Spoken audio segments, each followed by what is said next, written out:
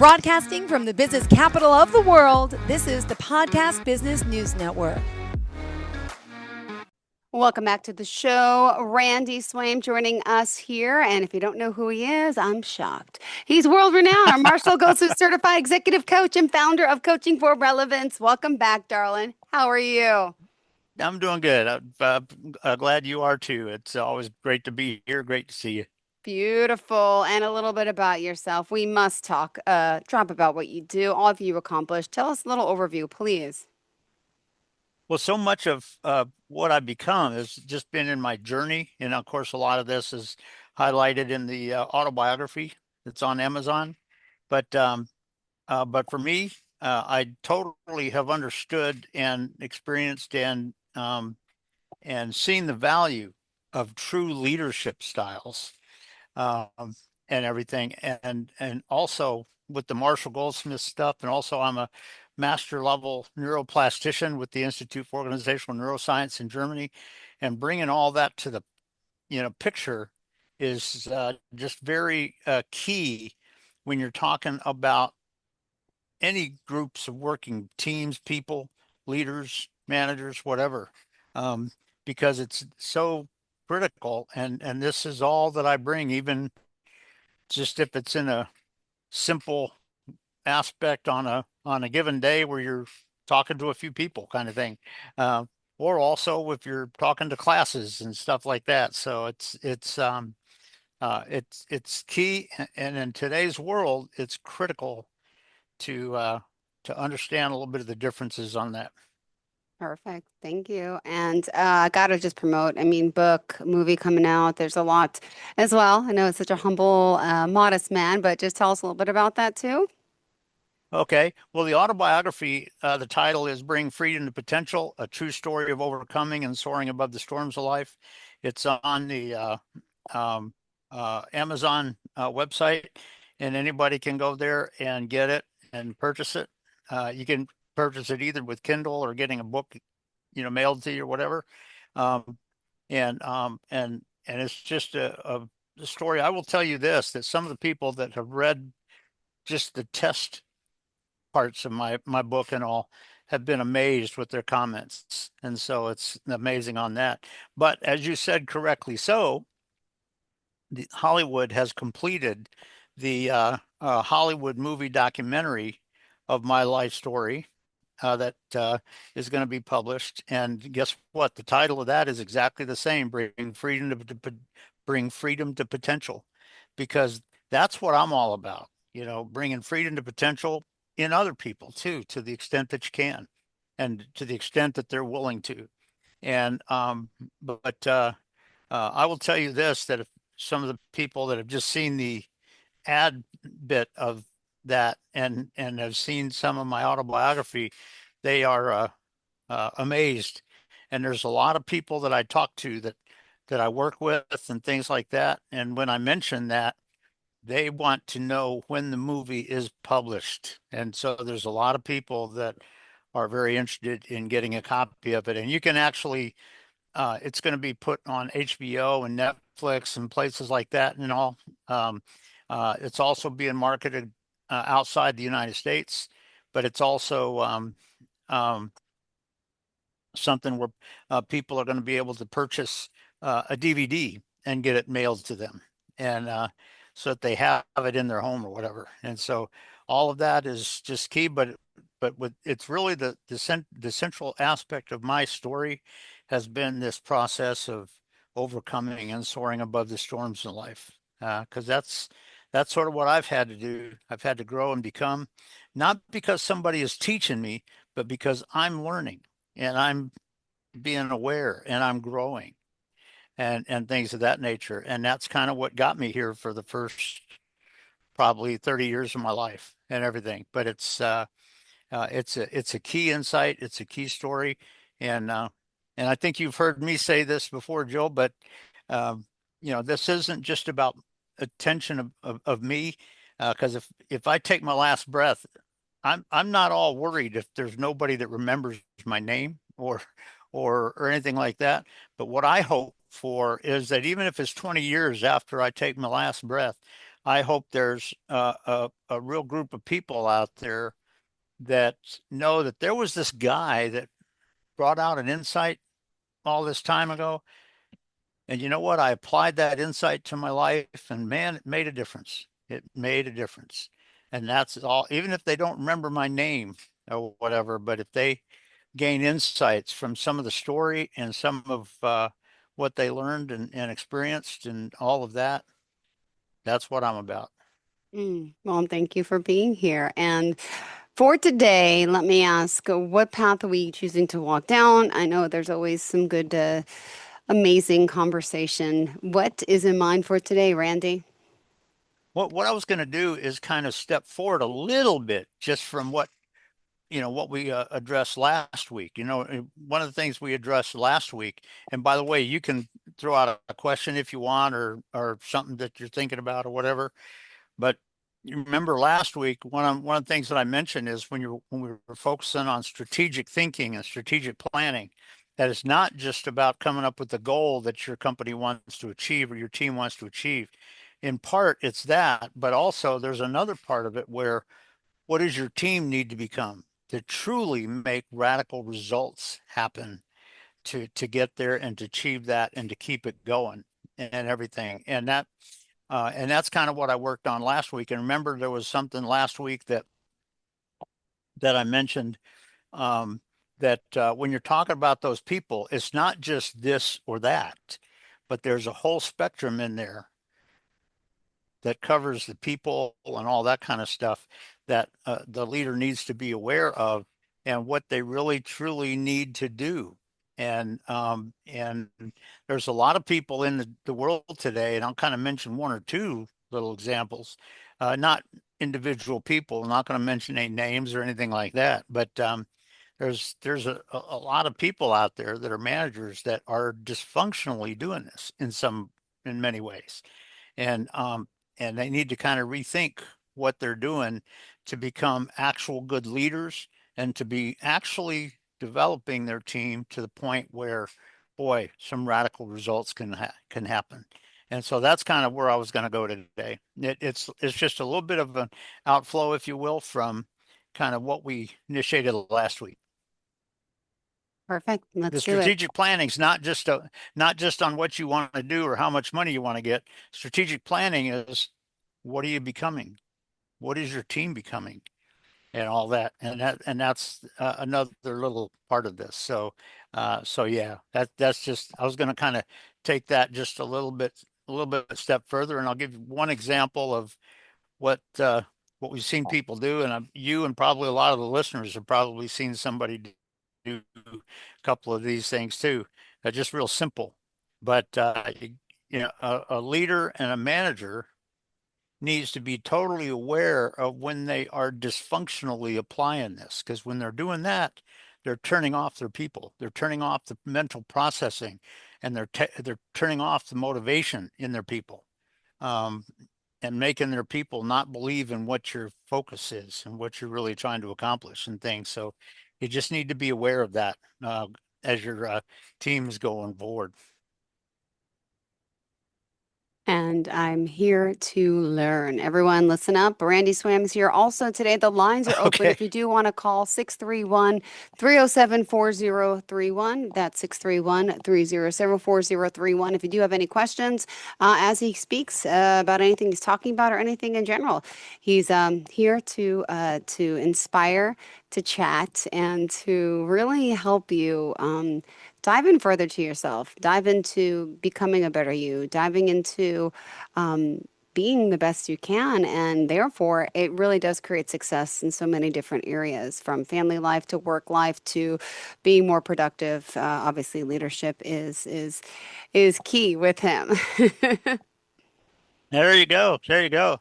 And I'll go ahead and just share this one thing. This will be a fairly quick thing, really. But, when you're talking about stepping forward in the direction that you're trying to accomplish with your team or whatever, I will tell you this. I'll just share one thing that I've saw a manager do, kind of do some time ago. I'm not going to say where it was or anything like that because that's irrelevant. But what one of the things that I've noticed is that a lot of times you think that as a manager, your job is to literally just point fingers at people and tell them what to do. Da, da, da, da, da, da, da. And what you do when you're doing that, you're taking away their mental processing. You're not growing them. You're not helping them become, or you're not helping them show what they have currently in them right now and how you can use that. And when you're talking about leadership and you're talking about this growth Mm-hmm. and strategy and who all that is happening, one of the things that you want to be aware of is truly aware of where your people are. And oh, you know what? Boy, I didn't realize that. That's cool, kind of thing. But what you find in a lot of managers that don't understand the leadership aspect of it, you have managers that just simply sit there um, and they their reaction to uh, what they tell you or anything that you might react to it or whatever is dysfunctional. I know I've had managers that went whoa, kind of thing. I've seen managers do that before, when the person they were talking to did not remember one thing about something in their system or whatever. But you know what? If you come in and kind of point out that application of that, that can be a lot different. But you know what? If you just get totally frustrated, or there's another way that you see a lot of people that are managers, and really you see this in a lot of places with guest speakers. You see a lot of guest speakers that sitting up there when they're talking to a group, a team, or a class, or something like that. What they're doing is they're going, blah, blah, blah, blah, blah, blah, this kind of stuff. And A lot. I and know a what lot of what people. Uh, yeah, that's right.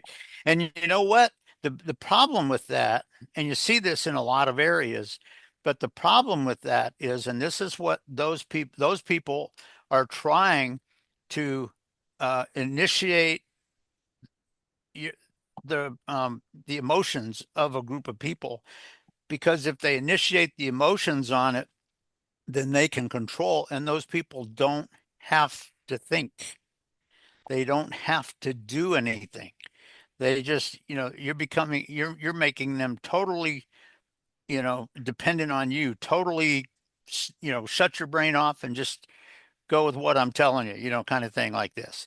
And those are some negative aspects that can come from the emotional aspect of that. But the bottom line is whenever you see somebody doing that, they are not being a leader and they're not really doing what's necessary.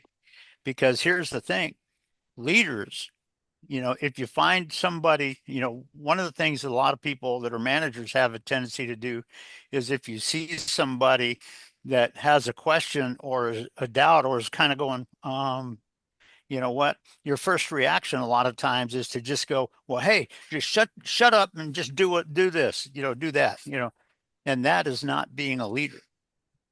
What a true leader does is yeah. comes in and asks the right question, helps them process well, and to come up with the successful solution. Now, here's the thing: if you're in an environment like I say from my military background, guess what? If you're in a firefight or a battle, guess what? You may not have time to do that. Mm-hmm. But a lot of times when you're looking at your team and you, that experience and that exercise and that growth period there needs to come together before you ever get into the situation. It needs to be proactive before you get there. And that's part of really growing and being, your team ready to go for those situations. And I will tell you that very often if the manager's mindset is simply doing this one thing and all they're doing is saying, well, you know what, you just got to listen to me and you just do this and that's the mindset, guess what, you are not growing. Because one of the things that you will need to understand is that a lot of times something that a team member asks a question or something like that that they throw out just wondering may make you go, wow, I hadn't thought of that before. And that's part of being a synergistic team, a lot of times. And you know what? It may be that that is not applicable for the situation we're in right now, but you know what? Yeah, let's get together and chat about that. Because you know what? That's good to explore, kind of thing. And we'll talk about, when that's important or maybe when it's not, and all of those kind of aspects about it. So when you're thinking about this aspect of the strategic things that we were talking about, when you're talking about growing your team, it's not just about, if all the manager is doing is being frustrated when they don't just shut their brains off and do what I tell them, and that's it.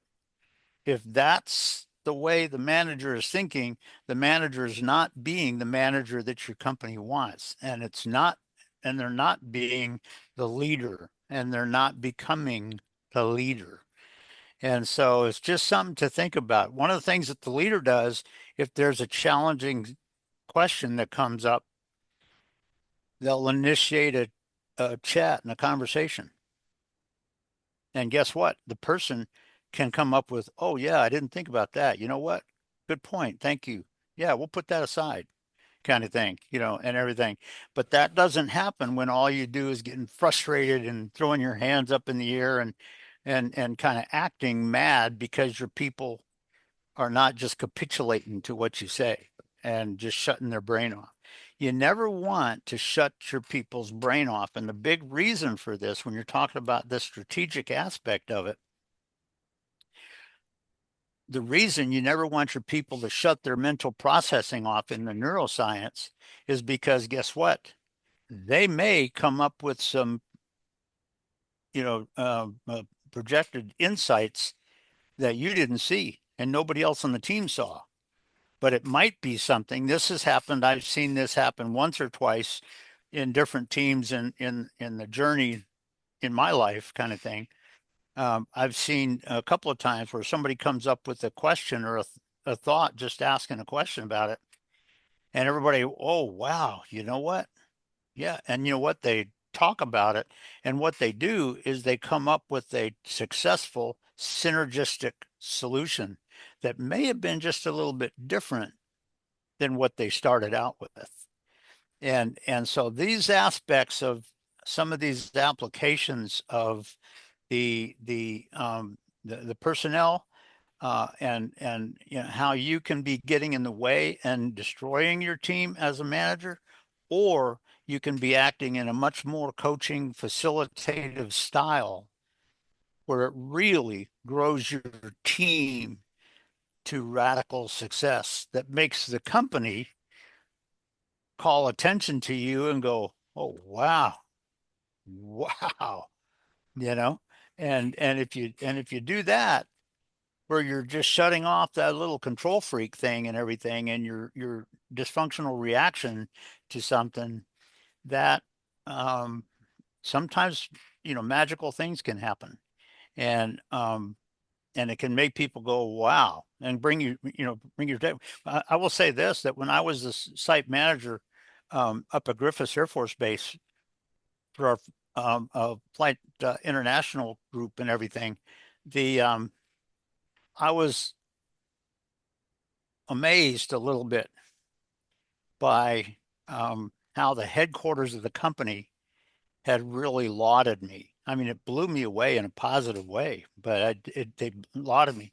And what I found out later was that the team members had actually made comments about me and everything, and they were aware of the real team synergy and what was happening there and kind of what I was leading and everything, and so it just it's one aspect that people have to realize, that when you're talking about this strategic aspect that we mentioned last week, like I said, part of that strategic is what you're bringing the team to in order to get there and to achieve and to even exceed the results and stuff.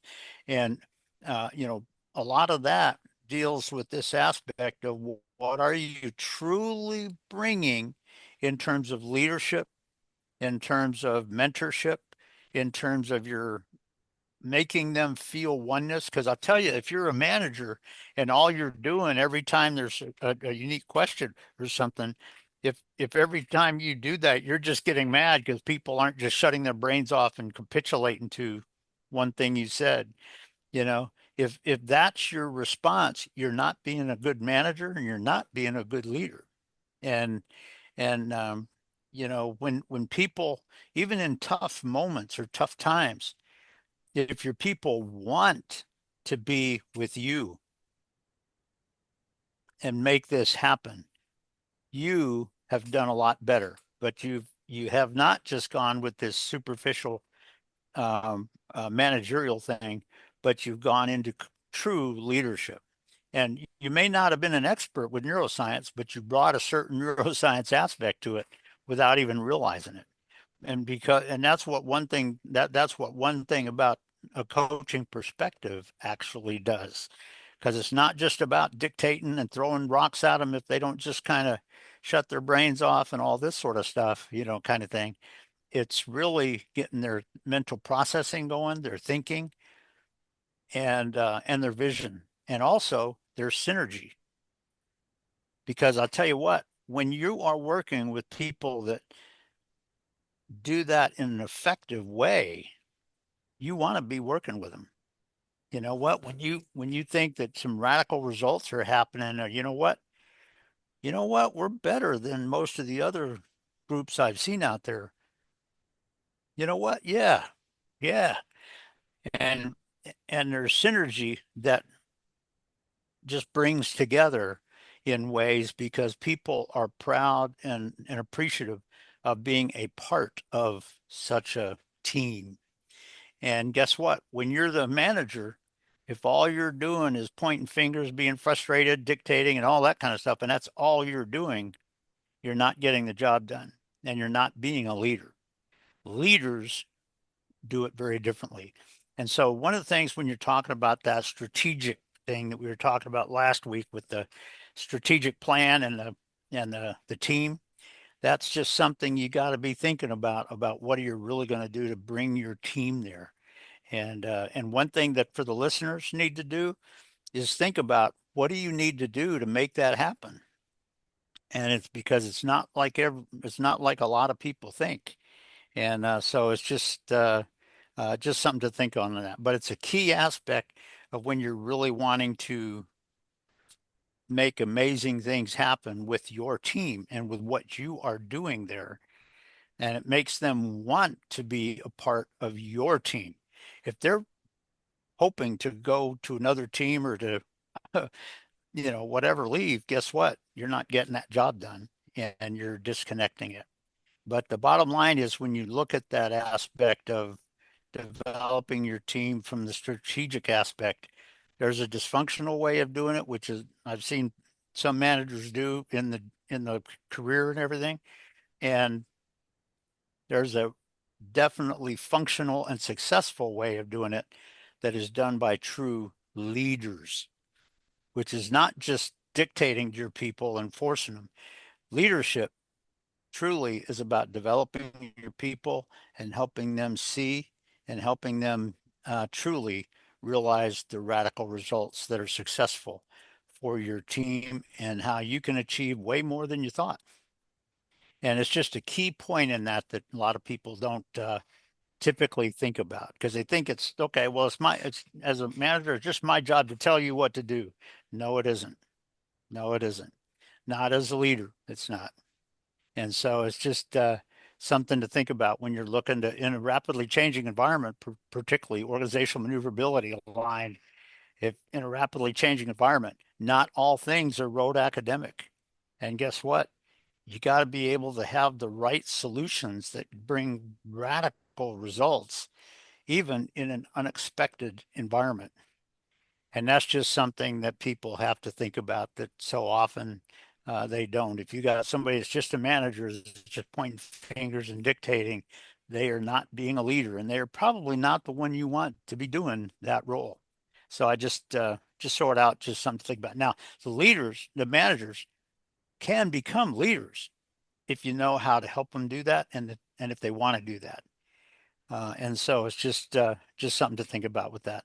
But it's a key difference when you're talking about that strategic aspect from last week about making your team so they can get there and become and all that. So it's just something to think about with that aspect of part of that.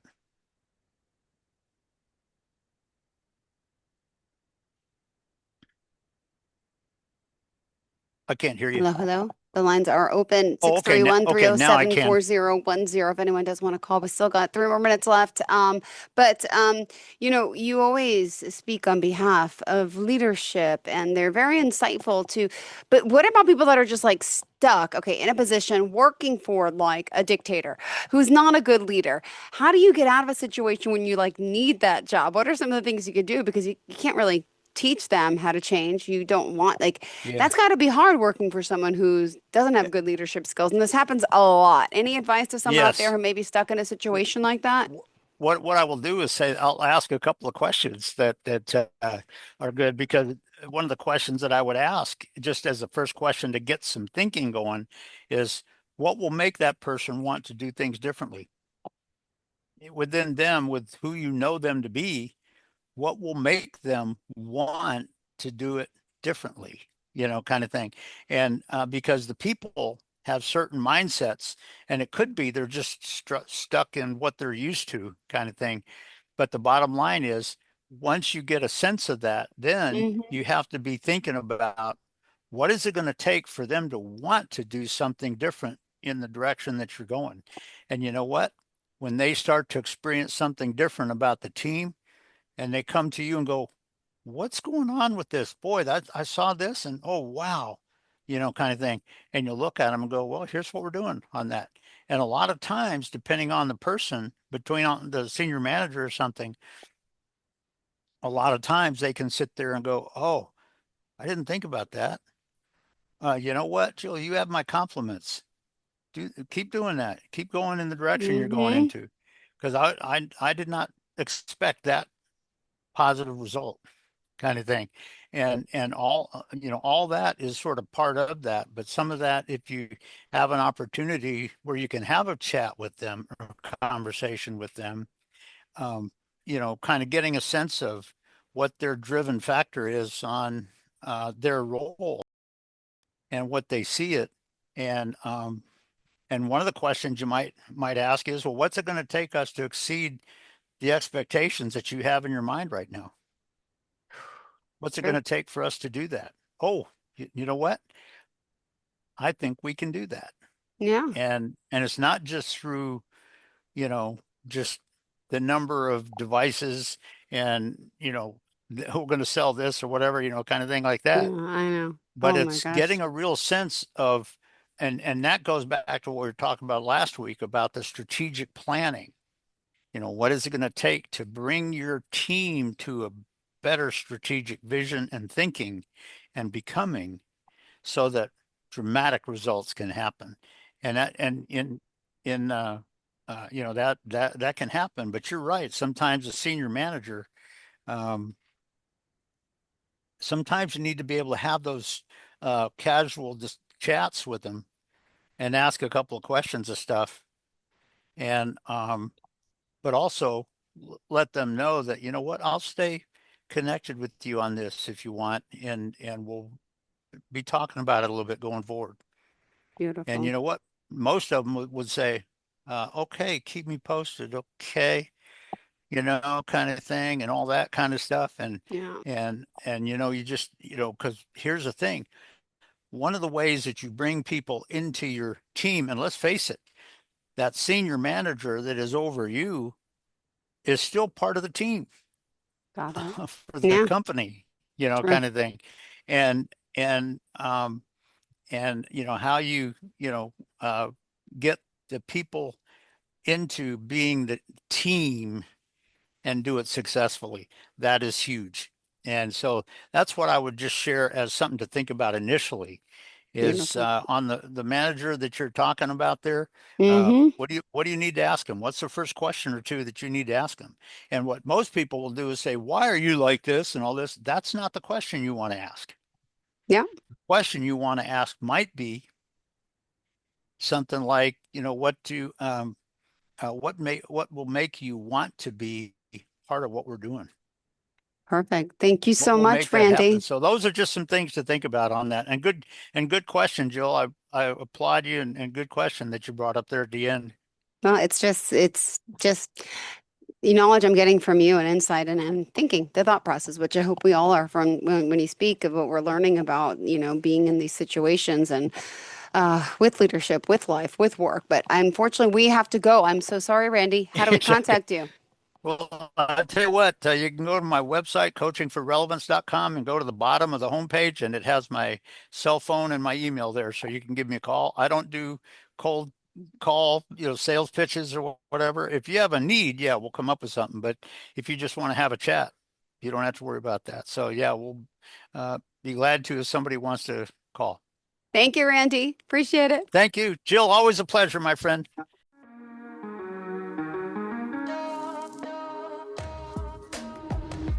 Broadcasting from the business capital of the world, this is the Podcast Business News Network.